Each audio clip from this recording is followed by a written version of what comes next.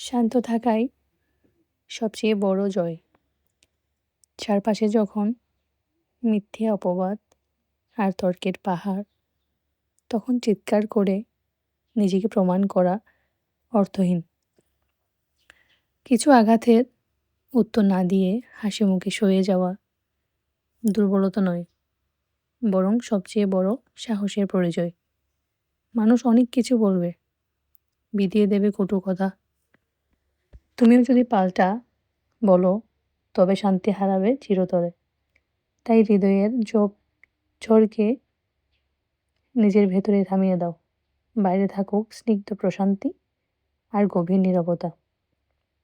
দিন শেষে আয়নার সামনে দাঁড়িয়ে দেখবে, সবাইকে হারিয়ে নয়, নিজেকে জয় করে তুমি শ্রেষ্ঠ। জীবনটা আসলে কোনো দৌড় না, আমরা শুধু ভাবি পৌঁছাতে হবে।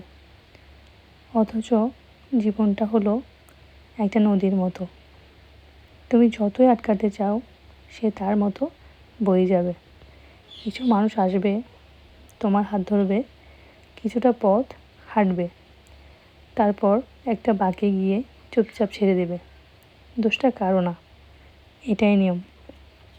কারণ আমরা কষ্ট পাই, আমরা ধরে রাখতে চাই। যে চাকরিটা চলে গেছে, যে বন্ধুটা বদলে গেছে, যে ভালোবাসাটা ফুরিয়ে গেছে, আমরা ভাবি কেন আমার সাথেই। উত্তরটা খুব সহজ, কারণ কিছুই তোমার ছিল না, সবই তোমার কাছে কিছু সময়ের জন্য এসেছিল।